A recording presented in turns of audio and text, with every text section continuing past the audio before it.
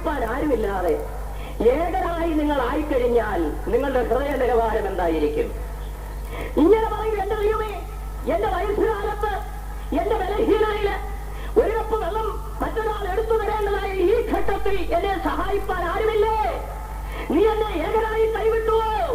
ഞാൻ നിന്നെ പിൻപറ്റിയത് കൊണ്ട് എനിക്കിതാണോ ലഭിച്ചത്? എന്റെ ക്രിസ്തീയ ജീവിതത്തിന്റെ അന്ത്യം ഇങ്ങനെയോ എന്ന് പറഞ്ഞ് വിലപിക്കുമായിരുന്നു. എന്നാൽ യോഹന്നാൻ സാഹചര്യങ്ങൾക്ക് അടിമയാകുവാൻ മുൻപാതെ യോഹന്നാൻ ദൈവസന്നിധിയിൽ മുഴങ്കാൽ മടക്കുന്നു. 1-ാം അധ്യായം 10-ാം വാക്യത്തിൽ വായിക്കുമ്പോൾ അവിടെ കാണുന്നുണ്ട്, കർത്തൃദിവസം.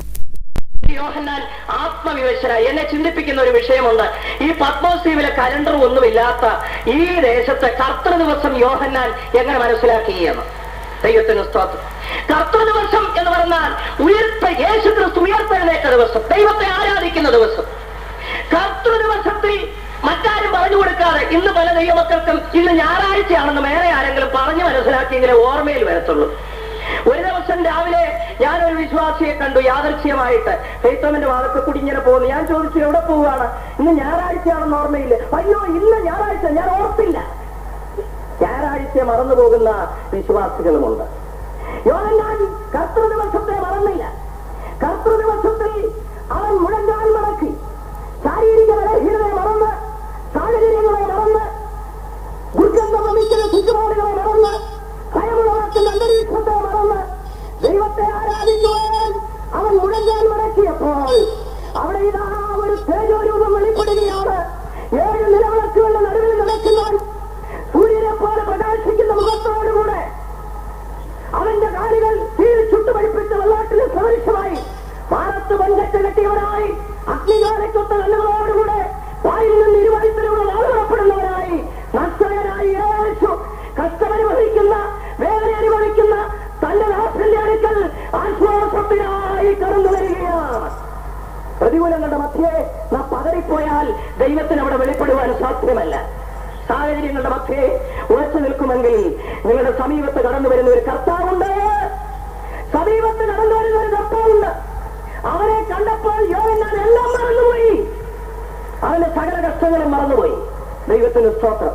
നമ്മുടെ യേശുവിനെ കാണുമ്പോൾ നമ്മുടെ പാടുകളെല്ലാം നാം മറക്കും, നമ്മുടെ കഷ്ടങ്ങൾ നാം മറക്കും, നമ്മുടെ വേദനകൾ നാം മറക്കും. അവന്റെ ദിവ്യമായ സാന്നിധ്യത്തിനായി ഇന്ന് രാത്രി വേളയിലും ആ യേശു നമ്മുടെ മധ്യേ കടന്നു വന്നിട്ടുണ്ട്. അവന്റെ ദിവ്യമായ സാന്നിധ്യത്തിനായി കരങ്ങളെ ഉയർത്തി ദൈവനാമത്തിന് മഹത്വമുണ്ടാകട്ടെ. ഈ യോഹന്നാന് വെളിപ്പെടുത്തി കൊടുത്ത സത്യങ്ങളാണ് വെളിപ്പാട് പുസ്തകം. അതിന്റെ 1-ാം അധ്യായം 1-ാം വാക്യത്തിൽ ഇങ്ങനെ പറയുന്നു, ദൈവം അത് അവന്, തന്റെ പുത്രനായ യേശുവിനെ, തന്റെ ദാസന്മാരെ വേഗത്തിൽ സംഭവിക്കാനുള്ളത് കാണിക്കേണ്ടതിന് ദൂതൻ മുഖാന്തരം യോഹന്നാന് പ്രദർശിപ്പിച്ചു, വെളിപ്പെടുത്തി കൊടുത്തു എന്നാണ്. ഇത് വേഗത്തിൽ സംഭവിക്കാനുള്ളതാണ്. വെളിപ്പാട് പുസ്തകത്തെ 22 അധ്യായങ്ങളായിട്ടാണ് തിരിക്കുന്നത്. വെളിപ്പാട് പുസ്തകം മുഴുവൻ ചിന്തിക്കണമെങ്കിൽ വളരെ അധികം സമയം ആവശ്യമാണ്. എന്തിനു വേണ്ടി ഒരു സംക്ഷിപ്തമായ രൂപം ഞാൻ പറയാം. 1-ാം അധ്യായം കർത്താവായ യേശു ക്രിസ്തുവിനെ കുറിച്ചുള്ള വെളിപ്പാട്. 4 വിധ വെളിപ്പാട് 1-ാം അധ്യായത്തിൽ കൊടുത്തിട്ടുണ്ട്. ഒന്ന്, സാർവത്രികമായ വെളിപ്പാട്, ദൈവത്തിന് സ്തോത്രം. 2ാമതായി സർവശക്തനായ കർത്താവായ വെളിപ്പാട്. 3ാമത് ഒരു വിശ്വാസിയുടെ വ്യക്തിപരമായ ജീവിതത്തോടുള്ള ബന്ധത്തിലുള്ള വെളിപ്പാട്. 4ാമത് ഗ്ലോറിയസ് ക്രൈസ്റ്റ്, തേജസ്കരിക്കപ്പെട്ട ക്രിസ്തുവായി തന്റെ സഭയോടുള്ള ബന്ധത്തിൽ മണവാളനായുള്ള വെളിപ്പാട്. 2-3 അധ്യായങ്ങൾ 7 സഭകൾക്കുള്ള ദൂത്. 4ാം അധ്യായവും 5-ാം അധ്യായവും ഭാവി നിത്യതയുടെ ഒരു ചെറിയ ദർശനം. 6ാം അധ്യായം യേശുക്രിസ്തുവിന്റെ വരവിന് ശേഷം 3.5 വർഷം ഈ ഭൂമിയിൽ ഉപദ്രവകാലത്ത് നടക്കേണ്ടുന്ന സംഭവങ്ങൾ. 7, 8, 9, 10 അധ്യായങ്ങൾ യേശുക്രിസ്തുവിന്റെ വരവിന് ശേഷം ഉപദ്രവകാലത്തിന്റെ 2ാം ഘട്ടമായ 3.5 വർഷത്തിങ്കൽ നടക്കേണ്ടുന്ന സംഭവങ്ങൾ. 11-ാം അധ്യായം 2 സാക്ഷികൾ. 12-ാം അധ്യായം വിശുദ്ധ സഭ. 13-ാം അധ്യായം എതിർ ക്രിസ്തു അല്ലെങ്കിൽ പൈശാചിക തൃത്വം. 14-ാം അധ്യായം സീയോൻ. 15ഉം 16ഉം അധ്യായങ്ങൾ 7 മുതൽ 10 വരെയുള്ള അധ്യായങ്ങളുടെ ഒരു ആവർത്തനമാണ്. 17-ാം അധ്യായം മഹദിയാം ബാബിലോൺ. 18-ാം അധ്യായം മഹദിയാം ബാബിലോണിന്റെ ന്യായവിധിയെ കുറിച്ച് പറയുന്നു. ദൈവത്തിന് സ്തോത്രം. 19-ാം അധ്യായം 1000 ആണ്ട് വാഴ്ച. 20-ാം അധ്യായം വെള്ളസിംഹാസന ന്യായവിധി. 21-ാം അധ്യായം നിത്യത, പുതിയ യെരൂശലേം, പുതിയ ഭൂമി, പുതിയ സ്വർഗം. ദൈവത്തിന് സ്തോത്രം. 22-ാം അധ്യായം ദൈവസിംഹാസനം. ഇതാണ് വെളിപ്പാട് പുസ്തകം. ഈ 22 അധ്യായവും വിവരിക്കണമെങ്കിൽ സുദീർഘമായ ഒരു സമയം ആവശ്യമാണ്. അതിന് ഞാൻ ആഗ്രഹിക്കുന്നില്ല. 3 ദിവസമേ സുവിശേഷ പ്രസംഗം ഉള്ളൂ. ഒരു ദിവസം ദൈവവചനം സംസാരിക്കുവാൻ 1 മണിക്കൂറായിരിക്കും കിട്ടുന്നത്. ദൈവത്തിന് സ്തോത്രം. നാം വായിച്ച വേദഭാഗത്തിലേക്ക് കടന്നു വന്നാൽ അവിടെ ഇപ്രകാരം നാം വായിച്ചു, ഇവിടെ കയറി വരിക, മേലാൽ സംഭവിപ്പാനുള്ളത് ഞാൻ നിനക്ക് കാണിച്ചു തരാം. ഏത് മനുഷ്യന്റെ ഹൃദയത്തിലെ ഒരു വലിയ ആഗ്രഹമാണ് മേലാൽ സംഭവിപ്പാനുള്ളത് അറിയുക എന്നുള്ളത്. ദൈവത്തിന് സ്തോത്രം. ഇന്നത്തെ മനുഷ്യൻ തന്റെ ഭാവിയെ അറിയേണ്ടതിന് കയ്യും മുഖവും ഒക്കെ നോക്കി ഭാവി പ്രവചിക്കുന്നവരുടെ ജ്യോതിഷന്മാരുടെ അടുക്കൽ ചെല്ലും. അവരോട് ചോദിക്കും, എനിക്ക് നാളെ എന്ത് സംഭവിക്കും, എന്റെ ഭാവി എങ്ങനെയായിരിക്കും, എന്റെ ജോലി എങ്ങനെയായിരിക്കും, എനിക്കൊരു ജോലി കിട്ടുമോ, എനിക്ക് വിവാഹം ഉണ്ടാകുമോ, അതെപ്രകാരമായിരിക്കും, എത്ര കുട്ടികൾ ഉണ്ടാകും, ഞാൻ വീട് പണിയുമോ എന്നുള്ള വിഷയങ്ങൾ അറിയുവാനുള്ള ആഗ്രഹത്തോടുകൂടെ കയ്യും മുഖവും ഒക്കെ നോക്കുന്നവരുടെ അടുക്കൽ ചെന്ന് ഫലം പ്രവചിക്കുന്നവരെ സമീപിച്ച് കേൾക്കാറുണ്ട്. അവരുടെ ഹൃദയത്തിൽ ആഗ്രഹമുണ്ട് എന്റെ ഭാവി എന്തായിരിക്കുമെന്ന്. രാഷ്ട്രീയ നേതാക്കളുടെ ഒരു വലിയ ചിന്തയാണ്, ഊണിലും ഉറക്കത്തിലുമുള്ള ഒരു വലിയ ചിന്തയാണ് രാഷ്ട്രങ്ങളുടെ ഭാവി എന്തായിരിക്കും. വേദപുസ്തകത്തിലും അതിനൊരു ദൃഷ്ടാന്തം കാണുന്നുണ്ട്. ബാബേൽ സാമ്രാജ്യത്തിന്റെ 1ാമത്തെ രാജാവായിരുന്ന നെബൂഖദ്നേസർ താൻ പള്ളിമെത്തയിലായിരിക്കുമ്പോൾ ഹംസധൂളിയിൽ എന്ന് പറഞ്ഞാൽ അരയില്ലത്തിന്റെ തൂവൽ കൊണ്ടുണ്ടാക്കിയ മെത്തയിൽ താൻ കിടക്കുമ്പോൾ തന്റെ മനസ്സിനെ മതിച്ചതായ കീഴടക്കിയതായ ഒരു വിഷയം, എന്റെ ശേഷം എന്റെ രാജ്യത്തിന്റെ അവസ്ഥ എന്താണ്, ഈ രാജ്യത്തിന്റെ ഭാവി എന്താണ്, എന്റെ ഭാവി എന്താണ്. ദൈവത്തിന് സ്തോത്രം. സർവശക്തനായ ദൈവം ദാനിയേലിന് ഒരു ദർശനം നൽകി. അതാണ് ദാനിയേൽ പ്രവചനം 2ാം അധ്യായത്തിൽ വായിക്കുന്നത്. നമ്മുടെ രാഷ്ട്രീയ നേതാക്കൾക്കും ചിന്തയുണ്ട്, ഈ ഇന്ത്യയുടെ ഭാവി എന്താണ്, അടുത്ത തെരഞ്ഞെടുപ്പിൽ ആരാണ് ജയിക്കുന്നത്. ഓരോരുത്തരും പറയുന്നു ഞങ്ങൾ ജയിക്കും, ഞങ്ങൾ ജയിക്കുമെന്ന്. എങ്കിലും അവരുടെ മനസ്സിൽ അറിയുവാനുള്ള ആകാംക്ഷയുണ്ട്. ദൈവത്തിന് സ്തോത്രം. നമ്മുടെ ഇന്ത്യൻ പ്രധാനമന്ത്രി തന്നെ തെരഞ്ഞെടുപ്പിന് മുൻപേ ചില പുണ്യാത്മാക്കളെ അല്ലെങ്കിൽ ശ്രേഷ്ഠരായ മനുഷ്യരെ സമീപിച്ചിട്ട് തിരഞ്ഞെടുപ്പിൽ ജയിക്കുമോ ഇല്ലയോ എന്ന് പ്രവചിച്ചു പറയണമെന്ന് ആവശ്യപ്പെടുകയുണ്ടായി. ചിലരൊക്കെ പറഞ്ഞു, അല്ലെങ്കിൽ ജയിക്കുമെന്നോ നോക്കുമെന്നോ എന്തൊക്കെയോ പറഞ്ഞു, എനിക്ക് അറിഞ്ഞുകൂടാ. എങ്കിലും തിരഞ്ഞെടുപ്പിന് മുൻപ് തന്റെ ഭാവി എന്താകുമെന്ന് അറിയണമെന്നുള്ള ആഗ്രഹം അവരുടെയും ഉള്ളിലുണ്ടായിരുന്നു. ദൈവത്തിന് സ്തോത്രം. രാഷ്ട്രീയ നേതാക്കളുടെ ആഗ്രഹം രാഷ്ട്രങ്ങളുടെ ഭാവി എന്താണ്. എന്നാൽ ശാസ്ത്രജ്ഞന്മാരുടെ ആഗ്രഹം ഈ ലോകത്തിന്റെ ഭാവി എന്താണ്, എന്താണ് ഈ ലോകത്തിന് സംഭവിക്കാൻ പോകുന്നത്. നാം വസിക്കുന്ന ഈ വിസ്തൃതമായ ഭൂമി ഇത് സൂര്യനെ ചുറ്റിക്കൊണ്ടിരിക്കുകയാണ്. നവഗ്രഹങ്ങളിൽ ഒന്നാണ്. അതിനെ ചുറ്റുന്ന ഉപഗ്രഹങ്ങളുമുണ്ട്. ഈ സൂര്യൻ എന്ത് ഭവിക്കും, ഈ ഭൂമിക്ക് എന്ത് ഭവിക്കും, ചൊവ്വായ്ക്ക് എന്ത് ഭവിക്കും, ബുധൻ എന്ത് ഭവിക്കും, ചന്ദ്രൻ എന്ത് ഭവിക്കും, ഈ ഗ്രഹങ്ങൾക്കല്ല എന്താണ് സംഭവിക്കാൻ പോകുന്നത്. ഈ ആകാശഗംഗ ഗാലക്സിക്ക് എന്ത് സംഭവിക്കും. ദൈവത്തിന് സ്തോത്രം. മാത്രമല്ല 10,000 കോടി ഗാലക്സികളുണ്ട്. അതിനെല്ലാം എന്താണ് സംഭവിക്കുന്നത്, ഇത് എന്നും നിലനിൽക്കുമോ, ഇതറിയുവാനുള്ള ആഗ്രഹം ശാസ്ത്രജ്ഞന്മാരുടെ ഉള്ളിലുണ്ട്. പിറവം നിവാസികൾക്കും ആഗ്രഹം കാണും, നാളെ നിങ്ങൾക്ക് എന്താണ് സംഭവിക്കുന്നത്, ഈ രാജ്യത്തിന് എന്ത് സംഭവിക്കും, പിറവം ദേശത്തിന് എന്ത് സംഭവിക്കും. ഇതിന് പല മറുപടികൾ ആധുനിക ലോകം നൽകുന്നുണ്ട്. ഒന്നും ശരിയായ മറുപടിയല്ല, എങ്ങും എത്താത്തതായ ചില മറുപടികൾ. ദൈവത്തിന് സ്തോത്രം. പലരും പല അഭിപ്രായം പറയുന്നു. ഈ പ്രപഞ്ചം ഒരിക്കൽ ഒരു ഒറ്റഗോളമായിരുന്നു, അത് വികസിച്ച് പൊട്ടിത്തെറിച്ച് പലതായി പിരിക്കപ്പെട്ടു. ഇനി അതെല്ലാം കൂടെ ഒന്നായി തീരുമെന്ന് ശാസ്ത്രജ്ഞന്മാർ അഭിപ്രായപ്പെടുന്നു. അങ്ങനെയുള്ള അഭിപ്രായം നിലവിലുണ്ട്, പല അഭിപ്രായങ്ങൾ നിലവിലുണ്ട്. എന്നാൽ നമുക്ക് വ്യക്തമായ മറുപടി നൽകുന്നത് സത്യവേദപുസ്തകം മാത്രമാണ്.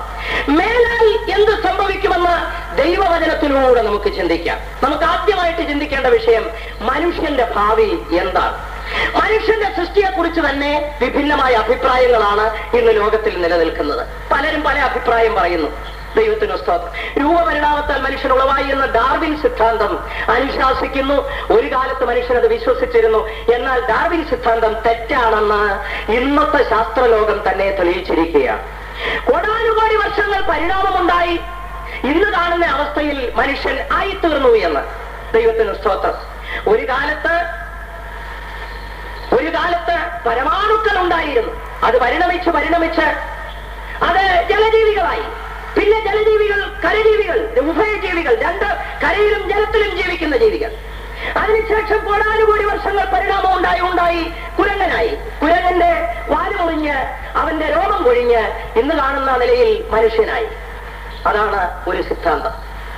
എന്നാൽ മുമ്പൊക്കെ ആയിരുന്നൊക്കെ കേട്ടാ വിശ്വസിക്കുമായിരുന്നു, ഇന്ന് വിശ്വസിക്കാൻ കഴിയില്ല. അതിന് കാരണം പലതുണ്ട്. സിദ്ധാന്തം, ഈ പരിണാമ സിദ്ധാന്തം തെറ്റാണെന്നൊക്കെ തെളിയിക്കാൻ രണ്ട് വിഷയങ്ങൾ മതി. ഒന്ന്, പരിണാമ സിദ്ധാന്തം ശരിയാണെങ്കിൽ പരിണാമം മനുഷ്യനോടുകൂടെ നിൽക്കരുത്, പിന്നെയും തുടർന്നുകൊണ്ടിരിക്കണം. എന്ന് പറഞ്ഞാൽ മനുഷ്യന് പിന്നെയും പരിണാമം ഉണ്ടായി മറ്റൊരു ജീവി ഉണ്ടാകണം. അങ്ങനെയാണെങ്കിൽ പരിണാമ സിദ്ധാന്തം ശരിയാണെന്ന് പറയാം. ഈ മനുഷ്യന്റെ മൂക്കൽപ്പ പതിഞ്ഞോ, അല്ലെ ചെവി ഇല്ലാതായോ, അല്ലെങ്കിൽ ഏതെങ്കിലും ഒരു അവയവം ഇല്ലാതായോ മറ്റൊരു ജീവിയായി പരിണമിച്ചിരുന്നെങ്കിൽ പരിണാമ സിദ്ധാന്തം ശരിയാണെന്ന് സ്ഥാപിക്കാമായിരുന്നു. നമ്മുടെ നാട്ടിലോ നമ്മുടെ അറിവിലോ അങ്ങനെ ഒരു സംഭവം ഉണ്ടായതായി നാം കേട്ടിട്ടേ ഇല്ല. മറ്റൊന്ന്, പരിണാമ സിദ്ധാന്തം ശരിയാണെങ്കിൽ കുരങ്ങുകൾ ഇപ്പോഴും പരിണമിച്ച മനുഷ്യരായിക്കൊണ്ടിരിക്കണം. കേട്ട് കഴിഞ്ഞു പോലുമില്ല. ചിമ്പാൻസി കുരങ്ങുകളുണ്ട്, മനുഷ്യനെ പോലെ തോന്നും. എന്നാൽ ഒരു ചിമ്പാൻസി കുരങ്ങിൽ നിന്നും ഒരു മനുഷ്യ ശിശു ജനിച്ചിട്ടില്ല. അങ്ങനെ ഒരു സംഭവമേ ഇല്ല. ഒരു ചിമ്പാൻസി കുരങ്ങിൽ കുഞ്ഞിനെ ജനിപ്പിക്കുന്നു, അല്ലാതെ മനുഷ്യ ശിശു ജനിച്ചിട്ടില്ല. അങ്ങനെയാണെങ്കിൽ അതും ശരിയല്ല. പല അഭിപ്രായങ്ങൾ ലോകത്തിൽ നിലനിൽക്കുന്നു. നമുക്ക് വിശ്വസിക്കാവുന്നത് സർവശക്തനായ ദൈവത്തിന്റെ വചനമാണ്. സർവശക്തനായ ദൈവം തന്റെ സാദൃശ്യത്തിൽ, തന്റെ സ്വരൂപത്തിൽ മനുഷ്യനെ സൃഷ്ടിച്ചു. ദൈവത്തിന് സ്തോത്രം. ഈ മനുഷ്യനൊരു സൃഷ്ടാവുണ്ട്. ഉൽപ്പത്തി പുസ്തകം 1-ാം അധ്യായം 1-ാം വാക്യം സൃഷ്ടാവായ ഒരു ദൈവത്തെ വെളിപ്പെടുത്തുകയാണ്. ലോകത്തിൽ ഒന്നും തനിയെ ഉണ്ടായി വരുന്നില്ല. ഈ വാച്ച് ഇത് ആകാശത്തുനിന്ന് പൊട്ടി വീണതല്ല, ഭൂമിയിൽ നിന്ന് മുളച്ചു വന്നതല്ല. ദൈവത്തിന് സ്തോത്രം. ഇത് ടൈറ്റൻ കമ്പനി ഉണ്ടാക്കിയതാണ്. ഈ ബൈബിൾ ഇത് വഴിയിൽ വെറുതെ ഉണ്ടായതല്ല. ഇത് Bible society of India print ചെയ്തതാണ്. ദൈവത്തിന് സ്തോത്രം. എന്റെ കൈവശമുള്ള ഈ കർച്ചീഫ് വില കുറഞ്ഞതാണെങ്കിലും ഇത് തനിയെ ശൂന്യതയിൽ നിന്ന് ഉരുവായി വന്നില്ല. ഇത് ഏതോ ഒരു തുണിക്കമ്പനി സൃഷ്ടിച്ചതാണ്. അതിന്റെ ഒരു കഷ്ണം കണ്ടിച്ചെടുത്ത് നാലുപാടും തയ്ച്ച് കർച്ചീഫായി ഞാൻ ഉപയോഗിക്കുന്നു. ദൈവത്തിന് സ്തോത്രം. നിങ്ങൾ ധരിച്ചിരിക്കുന്ന ഷർട്ട് അത് ശൂന്യതയിൽ നിന്ന് തനിയെ ഉരുവായി വന്നതല്ല, ഏതോ ഒരു കമ്പനി നിർമ്മിച്ചതാണ്. നിങ്ങൾ ധരിച്ചിരിക്കുന്ന സ്ലിപ്പർ പാരഗൺ കമ്പനിയുടേതായിരിക്കും. അതിൽ തന്നെ വെളിവാക്കുന്നു ഇതിന്റെ സൃഷ്ടാവായ അല്ലെങ്കിൽ ഇതിന്റെ നിർമ്മാതാക്കളായ ഒരു കമ്പനിയുണ്ട്. എല്ലാത്തിനും നിർമ്മാതാക്കളുണ്ടെങ്കിൽ ഈ മനുഷ്യന് മാത്രം ഉടയവനില്ലെന്നാണോ പറയുന്നത്? നമ്മുടെ സൃഷ്ടാവായ ഒരു ദൈവമുണ്ട്. നാം ആരും തനിയെ ഉളവായി വന്നതല്ല, ആകാശത്തുനിന്ന് പൊട്ടി വീണതുമല്ല, ഭൂമിയിൽ നിന്ന് മുളച്ചു വന്നതുമല്ല, ശൂന്യതയിൽ നിന്നുണ്ടായതുമല്ല. നമുക്കൊരു സൃഷ്ടാവുണ്ട്, സർവശക്തനായ ദൈവം. ആ സൃഷ്ടാവിനെ മനഃപൂർവ്വം മറക്കേണ്ടതിനായിട്ടാണ് പുതിയ പുതിയ തത്വങ്ങൾ മനുഷ്യൻ കണ്ടുപിടിക്കുന്നത്. നമുക്കൊരു സൃഷ്ടാവുണ്ട്, ആകാശവും ഭൂമിയും സൃഷ്ടിച്ചവൻ, സർവശക്തനായ ദൈവം, തേജോമയനായ ദൈവം, അദൃശ്യനായ ദൈവം, അടുത്തുകൂടാത്ത വെളിച്ചത്തിൽ വസിക്കുന്നവനായ ദൈവം, രാജാവി രാജാവായ ദൈവം, കർത്താവി കർത്താവായ ദൈവം, നമ്മുടെ സൃഷ്ടാവാം ദൈവത്തിന് കരങ്ങളെ ഉയർത്തി മഹത്വം കൊടുത്താട്ടെ. ദൈവത്തിന് മഹത്വം ഉണ്ടാകട്ടെ. നാം ഒരുവന്റെ സൃഷ്ടിയാണ്, അവനെ നാം മറന്നു കളയരുത്. ദൈവത്തിന് സ്തോത്രം. ദൈവം മനുഷ്യനെ സൃഷ്ടിച്ച ഭൂമിയിലാക്കി, ഏതൻ തോട്ടത്തിലാക്കി, അവന് ചട്ടങ്ങളും പ്രമാണങ്ങളും കൊടുത്തു. ദൈവം നൽകിയ ചട്ടങ്ങളെ പാലിക്കുന്നതിനേക്കാൾ ഉത്സാഹം ലംഘിക്കുന്നതിനായിരുന്നു. തോട്ടത്തിന്റെ നടുവിൽ നിൽക്കുന്ന വൃക്ഷഫലം തിന്നരുതെന്ന് പറഞ്ഞു. അവൻ തിന്നു, അവൻ വീണുപോയ ആദാമിന്റെ സന്താന പരമ്പരകളാണ് ഇന്ന് നാം ലോകത്തിൽ കാണുന്ന മനുഷ്യവർഗം. ദൈവത്തിന് സ്തോത്രം. ഈ മനുഷ്യന്റെ അവസ്ഥ എന്താണ്? ഇതിന്റെ ഭാവി എന്താണ്? ദൈവത്തിന് സ്തോത്രം. പലരും പല നിലയിലാണ് പറയുന്ന മനുഷ്യന്റെ ഭാവിയെ കുറിച്ച്. അവൻ മരിച്ചു കഴിഞ്ഞാൽ അവന്റെ ആത്മാവ് ഇങ്ങനെ ഭൂമിയിൽ ഇങ്ങനെ ചുറ്റി കറങ്ങിക്കൊണ്ടിരിക്കും എന്ന് ചിലർ പറയുന്നുണ്ട്. ചിലർ പറയുന്നു മരിച്ചു കഴിഞ്ഞാൽ എല്ലാം തീർന്നു, ശൂന്നാണ്, പിന്നൊന്നുമില്ല എന്നാ. ചത്തു കഴിഞ്ഞാൽ തീർന്നു, പിന്നൊന്നുമില്ല, എല്ലാം തീർന്നു എന്നാണ് ചിലർ വിശ്വസിക്കുന്നത്. അതുകൊണ്ട് തിന്നുക, കുടിക്കുക, ആനന്ദിക്കുക, നാളെ ചാകുമല്ലോ, അതിനപ്പുറം ഒന്നുമില്ല. അങ്ങനെ ചിന്തിക്കുന്നവരുമുണ്ട്. പ്രത്യേകിച്ച് ഇന്നത്തെ യൗവന ലോകം, അവർക്ക് അതിനപ്പുറമായ യാതൊരു ചിന്തയുമില്ല. എന്നാൽ മതങ്ങൾ മരണശേഷമുള്ള ഒരു ജീവിതത്തെ പഠിപ്പിക്കുന്നു. മുസ്ലിം മതവും അത് തന്നെയാണ് പഠിപ്പിക്കുന്നത്. മരണശേഷം ഒരു സ്വർഗമുണ്ട്, ഒരു നരകമുണ്ട്. ഹൈന്ദവ മതവും അത് തന്നെ പഠിപ്പിക്കുന്നു, മരണാനന്തരം ഒരു ജീവിതമുണ്ടെന്ന്. മരണത്തോടുകൂടെ ഈ ജീവിതം അവസാനിക്കുന്നില്ല. ജീവനോടിരിക്കുന്നവർ അത് ചിന്തിച്ചാൽ ഏറ്റവും നല്ലതായിരിക്കും. നമ്മുടെ ശരീരം എല്ലായ്പ്പോഴും ഇതുപോലെ ഇരിക്കുകയില്ല. ഇന്ന് നിങ്ങൾ നല്ല ആരോഗ്യമുള്ള ഒരു ശരീരത്തോടു കൂടെ ഇരിക്കുന്നു. ഒരു കാലത്ത് മനുഷ്യന്റെ ആയുസ് ദീർഘമായിരുന്നു. 969 വർഷം വരെ ജീവിച്ചിരുന്ന മനുഷ്യരെ വേദപുസ്തകത്തിൽ കാണുന്നുണ്ട്. എന്നാൽ മനുഷ്യന്റെ ആയുസ് ദീർഘമാക്കിയപ്പോൾ ദൈവത്തെ പ്രസാദിപ്പിക്കേണ്ടതിന് പകരം സകലവിധ അകൃത്യവും അനീതിയും അധർമ്മവും ചെയ്യുവാൻ അവൻ ഉത്സാഹിച്ച നിമിത്തമായി ദൈവം 969 നിന്ന് ഒറ്റയടിക്കൊന്ന് വെട്ടിക്കുറച്ച് 120 കൊണ്ടുവന്നു. ഉൽപ്പത്തി പുസ്തകം 6-ാം അധ്യായത്തിൽ വായിക്കുമ്പോൾ അവന്റെ ആയുസ് 120 ആകും. കാരണം കൂടുതൽ കൊടുത്താലും പ്രയോജനമില്ല, അത്രമാത്രം ഭൂമിക്ക് ഭാരമായി തീരത്തേ ഉള്ളൂ, ദൈവത്തിന് വേദന ഉണ്ടാക്കത്തേ ഉള്ളൂ. 6-ാം അധ്യായത്തിൽ വന്നപ്പോൾ 120. സങ്കീർത്തനത്തിലേക്ക് വരുമ്പോൾ പിന്നെയും ദൈവം വെട്ടിക്കുറച്ച് കൊണ്ടുവരികയാണ്. മനുഷ്യന്റെ ആയുസ് 70, പിന്നെ കുറച്ചുകൂടെ ഒരു കൺസെഷൻ കൊടുത്താൽ ഏറെയായാൽ 80. സങ്കീർത്തനക്കാരൻ മറ്റൊരു ഭാഗത്ത് പറഞ്ഞിരിക്കുന്നു, നീ എന്റെ ആയുസ്സിനെ 4 വിരൽ നീളമാക്കിയിരിക്കുന്നു. മറ്റൊരു ഭാഗത്ത് പറയുന്നു, ഏത് മനുഷ്യനും ഉറച്ചു നിന്നാൽ ഒരു ശ്വാസമത്രേ. ദൈവത്തിന് സ്തോത്രം. ഇന്ന് മനുഷ്യന്റെ നടപ്പും പോക്കും ഒക്കെ കണ്ടാൽ ഞാൻ ഏതോ അങ്ങ് ചെയ്തു കളയും എന്നുള്ള ചിന്താഗതിയിലാ പോക്ക. ഇപ്പൊ ഞാൻ ഇതിനൊക്കെ തലകീഴായി മറിക്കും എന്നുള്ള നിലയിലുള്ള പോക്ക. അകത്തോട്ട് പോയ ശ്വാസം പുറത്തോട്ട് വന്നില്ലെങ്കിൽ തീർന്നു കഥ. അത്രമാത്രമേ ഉള്ളൂ മനുഷ്യന്റെ ഈ ലോകത്തിലെ ജീവിതം. ഓരോ മിനിറ്റും നമുക്ക് ലഭിക്കുന്ന ദൈവത്തിന്റെ കൃപയാണ്. ഒരു മനുഷ്യനും ഞാൻ ഇന്നത് ചെയ്യും എന്ന് പറയാൻ സാധ്യമല്ല. ദൈവം അനുവദിക്കുന്നെങ്കിൽ ചെയ്യും. ദൈവത്തിന് സ്തോത്രം. പ്രിയ യൗവനക്കാരി, പ്രിയ സഹോദര, നിന്റെ ആയുസ് 4 വിരൽ മാത്രം നീളമുള്ളതാണ്. അത് ഭൂമിയിലെ പുല്ലുപോലെയാണ്, വയലിലെ പൂപോലെയാണ്. അത് ദീർഘമായി ഭൂമിയിലുള്ളതല്ല. മനുഷ്യന് ഒരിക്കൽ മാത്രമേ ഒരു ജീവിതമുള്ളൂ. പിന്നീട് ഒരിക്കൽ കൂടെ ജനിക്കാൻ സാധ്യമല്ല. ഒരിക്കലായി എന്നേക്കുമായി ലഭിക്കുന്ന ജീവിതം. ഒരുപക്ഷെ ഇപ്പോൾ നല്ല ആരോഗ്യത്തോടെ ഇരിക്കുകയായിരിക്കാം. മനുഷ്യ ജീവിതത്തെ കുറിച്ച് സഭാപ്രസംഗി 12-ാം അധ്യായത്തില് ഒരു നല്ല വിവരണം കാണുന്നുണ്ട്. ദൈവത്തിന് സ്തോത്രം. അവിടെ 12-ന്റെ 1 വായിക്കുന്നു, നിന്റെ യൗവനത്തിൽ നിന്റെ സൃഷ്ടാവിനെ ഓർക്കുക. ഇഷ്ടമില്ല എന്ന് പറയുന്ന ദുർദിവസങ്ങൾ വരും. അവിടെ താഴോട്ട് വായിക്കുമ്പോൾ ഇങ്ങനെയാണ് പറയുന്നത്, അന്ന് കാവൽക്കാർ വിറയ്ക്കും. കാവൽക്കാർ എന്ന് പറയുന്നത് മനുഷ്യന്റെ 2 കാലുകളാണ്. ഇപ്പോൾ നല്ല ആരോഗ്യത്തോടെ നടക്കുവാനും ഓടുവാനുമുള്ള കാലുകൾ. എന്നാൽ കുറച്ച് സമയം കഴിയുമ്പോൾ ഈ കാലുകൾക്ക് ചെറിയ ആട്ടമുണ്ടാകും. ബലവാന്മാർ തിരിയും. അത് മനുഷ്യന്റെ നട്ടെല്ലാണ്. കാരണം അവരെ നിർത്തിയിരിക്കുന്നത് ഈ നട്ടെല്ലാണ്. കുറച്ചു കഴിയുമ്പോൾ ഈ നട്ടെല്ലിന് ചെറിയൊരു കൂറുണ്ടാകും. പിന്നെ നടക്കണമെങ്കിൽ ഒരു വടിയുടെ സഹായം ആവശ്യമാണ്. അടുത്തത് അരയ്ക്കുന്നവർ ചുരുക്കമാകും. 32 മെഷീനാണ് ദൈവം നമുക്ക് തന്നിരിക്കുന്ന, അരച്ച് നന്നായിട്ട് അകത്തേക്ക് കൊണ്ടുപോകുവാനായിട്ട്. അത് 32-ൽ എണ്ണം കുറഞ്ഞു വരും. ഇപ്പൊ തന്നെ വളരെ കുറഞ്ഞിരിക്കുകയാണ്. ചിലത് ഇങ്ങനെ ആടിക്കൊണ്ടിരിക്കുക, ഞാൻ ഇപ്പൊ പോകും എന്ന് പറഞ്ഞുകൊണ്ട്. അരയ്ക്കുന്നവർ ചുരുക്കമായി തീരും. കിളിവാതിലൂടെ നോക്കുന്നവർ അന്ധരായി തീരും. മുമ്പായിരുന്നെങ്കിൽ നല്ല കാഴ്ചശക്തിയായിരുന്നു. 1/2 കിലോമീറ്റർ ദൂരെ നിന്നാലും വ്യക്തമായി ആളിനെ കാണാമായിരുന്നു, വായിക്കാമായിരുന്നു. ഇപ്പോൾ അതൊക്കെ കുറഞ്ഞു പോയിട്ട് കണ്ണാടിയുടെ സഹായം വേണം. ഏറ്റവും പവർ കൂടിയ കണ്ണാടി വെച്ചിട്ടും കാണാൻ സാധിക്കുന്നില്ല. കിളിവാതിലൂടെ നോക്കുന്നവർ അന്ധരായിത്തീരും. തെരുവിലെ കഥകൾ അണഞ്ഞു വരും എന്ന് പറഞ്ഞാൽ 2 ചെവിയുടെയും കേൾവി ശക്തി കുറയും. പിന്നെ ശ്രവണ സഹായി വേണം. അത് വെച്ചാലും പ്രയോജനപ്പെടാത്ത ഒരു കാലയളവുണ്ടാകും. പിന്നീട് വലിയ ശബ്ദത്തോടെ വെടിവെച്ചാലും പുകയാണെന്നേ തോന്നുന്നു. പിന്നെ താഴോട്ട് വായിക്കുന്നു, രോഗനക്കുരു ഭരിക്കാതെ വരും. എവിടെ കൊണ്ടുപോയി ചികിത്സിച്ചിട്ടും പ്രയോജനമില്ല. കോട്ടയത്ത് മെഡിക്കൽ കോളേജിൽ കൊണ്ടുപോയി, കാരിത്താസിൽ കൊണ്ടുപോയി, തിരുവനന്തപുരം മെഡിക്കൽ കോളേജിൽ കൊണ്ടുപോയി, ഏറ്റവും വലിയ ഡോക്ടറെ കൊണ്ടും പരിശോധിപ്പിച്ചു.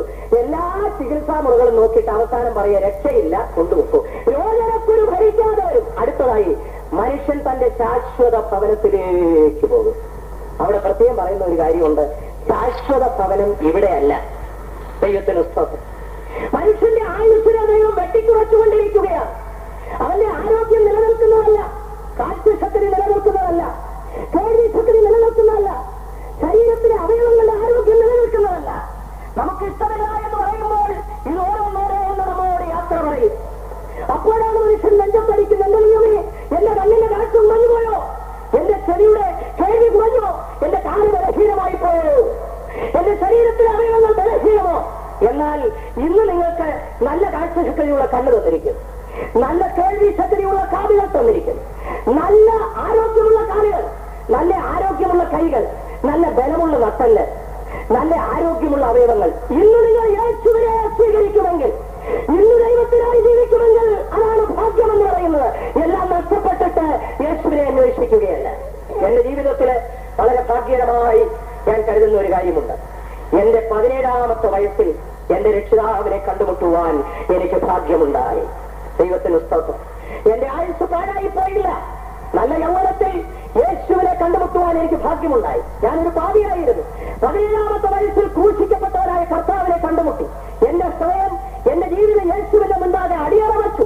19-ാമത്തെ വയസ്സിൽ ബൈബിളുമായി ദൈവത്തിന്റെ വചനം പ്രസ്താവിക്കുവാൻ, ഈ സത്യത്തിന് വേണ്ടി നിലനിൽക്കുവാൻ ദൈവം എന്നെ വിളിച്ചതിനാൽ ഞാൻ ഇറങ്ങി പുറപ്പെട്ടു.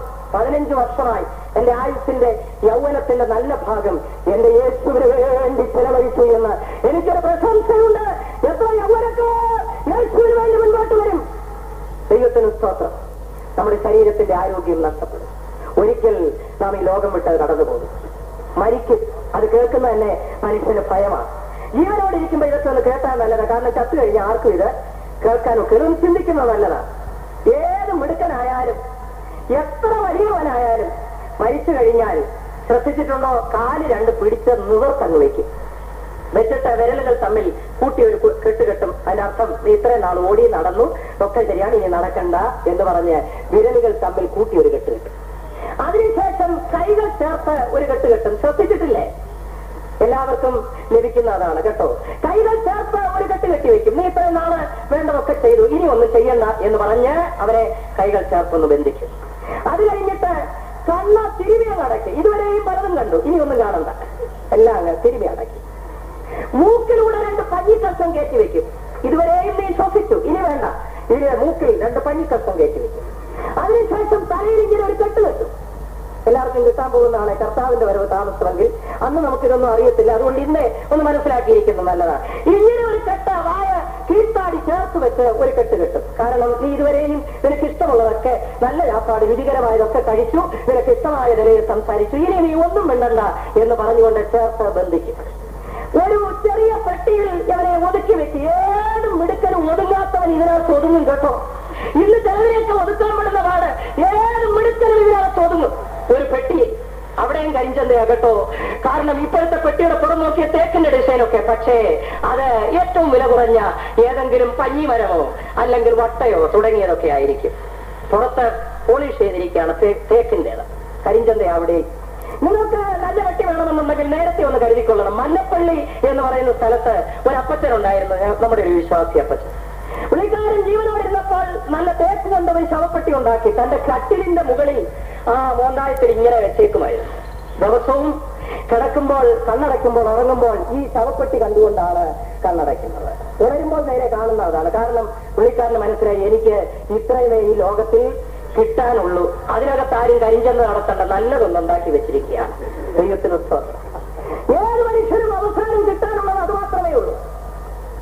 എന്നിട്ട് നിങ്ങൾ ഉണ്ടാക്കിയ വീട്ടിൽ ഒരു ഡെസ്കിന്റെ മേളിലോ ബെഞ്ചിന്റെ മേളിലോ വെച്ചിട്ട് ചുറ്റും കൂടിയിരുന്ന നല്ല പാട്ട് പാടും. ആ പാട്ട് കേൾക്കുമ്പോൾ നമുക്ക് എഴുന്നേറ്റിരുന്നൊന്ന് കേൾക്കണമെന്ന് ആഗ്രഹമുണ്ടാവും, പക്ഷേ സാധിക്കുകയില്ല. അത്ര മനോഹരമായ പാട്ട്. അതുകൊണ്ട് ഞാൻ പറയുന്നു, ജീവനോടിരിക്കുമ്പോൾ അതൊക്കെ ഒന്ന് പാടി സന്തോഷിക്കുന്നത് നല്ലതായിരിക്കും. ചുറ്റുപാടുമിരിക്കുന്നവർ നല്ല നല്ല സാക്ഷ്യങ്ങൾ പറയും. ഈ മനുഷ്യൻ എത്ര നല്ലവനായിരുന്നു, നീതിമാനായിരുന്നു, വളരെ ദാനധർമ്മങ്ങൾ ചെയ്യുന്നതായിരുന്നു. അതൊക്കെ കേൾക്കുമ്പോൾ നമുക്ക് തോന്നിപ്പോകും ആള് വേറെയാണോ എന്ന്. ഒരിക്കൽ നടന്നൊരു സംഭവം ഞാൻ നിങ്ങളോട് പറയാം. ഒരു ശവസംസ്കാര ശുശ്രൂഷ നടക്കുകയാണ്. ആ ദേശത്തെ പകൽ മാന്യനായ ഒരു മനുഷ്യനാണ് മരിച്ചിരിക്കുന്നത്. പുരോഹിതന്മാരും ദേശത്തെ പ്രമാണികളും ഒക്കെ കൂടി വന്നിട്ടുണ്ട്. ശുശ്രൂഷ നടക്കുകയാണ്. പ്രമാണികളായവരൊക്കെ എഴുന്നേറ്റ് എന്ന് പറയുന്നു, ഈ മനുഷ്യൻ എത്ര നല്ലവനായിരുന്നു, എത്ര നീതിമാനായിരുന്നു, വലിയ നഷ്ടമായി പോയി ഈ മരണം എന്നൊക്കെ ഇങ്ങനെ അനുശോചന പ്രസംഗം. അവസാനം പുരോഹിതനും പറഞ്ഞു, ഓ, നമ്മുടെ സഭയ്ക്ക്, നമ്മുടെ ഇടവകയ്ക്ക് ഒരു വലിയ നഷ്ടം വരുത്തിക്കൊണ്ട് ഇന്ന കടന്നുപോയി എന്നൊക്കെ പറഞ്ഞു. ഇതെല്ലാം കേട്ടുകൊണ്ട് പുള്ളിക്കാരന്റെ ഭാര്യ അടുത്തിരിപ്പുണ്ടായിരുന്നു കേട്ടോ. ഇടയ്ക്കിടയ്ക്ക് പുള്ളിക്കാരി കണ്ണു തുറന്ന് ആളിന്റെ മുഖത്തേക്ക് നോക്കും. ഏതാ മരിച്ചു കിടക്കുന്ന ആളിന്റെ മുഖത്തേക്ക് സംശയത്തോടാണ് നോക്കുന്നത്. പല പ്രാവശ്യം നോക്കി. എന്നിട്ട് അടുത്തിരുന്ന മകളോട് പറഞ്ഞു, മോളെ, ഇത് നോക്ക, നമ്മുടെ മക്കൾ തന്നെയാണോ? ഈ പറയുന്ന കേട്ടിട്ട് വേറെ ആരോ ആണെന്ന് മനസ്സിലാകുന്നല്ലോ. ഇത് നമ്മുടെ മക്കൾ തന്നെയാണോ? കാരണം മരിച്ചു കഴിയുമ്പോൾ എല്ലാവരും നല്ല കാര്യം പറയും. ജീവനോടിരിക്കുമ്പോൾ എങ്ങനെ ജീവിച്ചു എന്നുള്ളതല്ല അവരുടെ വിഷയം. ഞാൻ പറയുന്നു, ജീവനോടിരിക്കുമ്പോൾ നല്ലതായി ജീവിച്ചിട്ട് സ്വർഗത്തിലെ ദൈവത്തിന്റെ സാക്ഷ്യം പ്രാപിച്ചുകൊള്ളാൻ. ദൈവത്തിന് സ്തോത്രം. അത് കഴിഞ്ഞിട്ട് ശുശ്രൂഷ എല്ലാം കഴിഞ്ഞിട്ട് നാം വിയർപ്പൊഴുക്കി അധ്വാനിച്ചുണ്ടാക്കിയ വീട്ടിൽ നിന്ന് വെടിയ എല്ലാവരും കൂടെ കയ്യിലെടുത്ത് വെളിയിലേക്ക് കൊണ്ടുവരും. പാൻറ് സെറ്റിന്റെയോ പാട്ടിന്റെയോ അകമ്പടിയോടുകൂടെ സെമിത്തേരിയിലേക്ക് കൊണ്ടുവരും. എന്നിട്ട് ഒരു കുഴി വെട്ടും. 6 അടി നീളം, 2 അടി വീതി, 4 അടി ആഴത്തിൽ ഒരു കുഴി വെട്ടി വളരെ ഭയഭക്തിയോടുകൂടെ ഈ മൃതശരീരത്തെ അതിനകത്തേക്ക് ഇറക്കി വയ്ക്കും. എന്നിട്ട് അവസാനം നീ മണ്ണാകുന്നു, മണ്ണിലേക്ക് തിരികെ ചേരുക എന്ന് പറഞ്ഞ് 2 പിടി മണ്ണ് വാരി ഇടും. ഇതേ ഉള്ളൂ മനുഷ്യന്റെ കഥ. അതോടൊപ്പം ഒരു പൊട്ടിക്കരച്ചിലും എല്ലാം കഴിഞ്ഞ് മണ്ണൊക്കെ ഇട്ടേച്ച് എല്ലാവരും വീട്ടിലേക്ക് മടങ്ങി വരും. കുറെ നാളുകൾ കഴിയുമ്പോൾ ഭാര്യ ഭർത്താവിനെ മറക്കും, മാതാപിതാക്കൾ മക്കൾ പിതാവിനെ മറക്കും. പിന്നെ ഓർക്കുന്നത് ചിലരെ 1 വർഷം കഴിയുമ്പോഴാണ് ഓർമ്മയ്ക്ക് വേണ്ടി ഏതോ ഒന്ന് ചെയ്യും. ദൈവത്തിനൊപ്പം ഇത്ര മാത്രമേ ഉള്ളൂ മനുഷ്യന്റെ ജീവിതം. ഈ ലോകത്തോട് നാം യാത്ര പറഞ്ഞിട്ട് എവിടേക്കാണ് പോകുന്നത്? ഈ ഭൂമിയിൽ ചുറ്റിക്കറങ്ങുകയാണോ? ആത്മാവ് ഇവിടെ ഇങ്ങനെ കറങ്ങി നടക്കുകയാണോ? അവന്റെ മരണശേഷമുള്ള ജീവിതം എന്താണ്? എവിടേക്ക് അവൻ കടന്നു പോകും? അവൻ മരിച്ചതോടുകൂടെ എല്ലാം തീരുന്നുവോ? അങ്ങനെയല്ല. മനുഷ്യൻ നിത്യനാണ്. നിത്യനായ ദൈവത്തിന്റെ ഒരു ഭാഗമാണ് മനുഷ്യന്റെ ഉള്ളിലിരിക്കുന്നത്. ദൈവം തന്റെ സാദൃശ്യത്തിൽ മനുഷ്യനെ ഉണ്ടാക്കിയിട്ട് അവന്റെ മൂക്കിൽ ജീവശ്വാസം ഊറിയപ്പോൾ മനുഷ്യന്റെ നിത്യനായ ദൈവത്തിന്റെ ഒരു ഭാഗം മനുഷ്യന്റെ ഉള്ളിൽ വന്നു. അവൻ ജീവനുള്ള ദേഹിയായി തീർന്നു. തമിഴിൽ ജീവനുള്ള ആത്മാവായി തീർന്നു എന്ന് എഴുതിയിരിക്കുന്നു. മനുഷ്യന്റെ ഉള്ളിൽ ഒരാത്മാവുണ്ട്. അത് നിത്യമാണ്. അതൊരിക്കലും നശിക്കുന്നില്ല.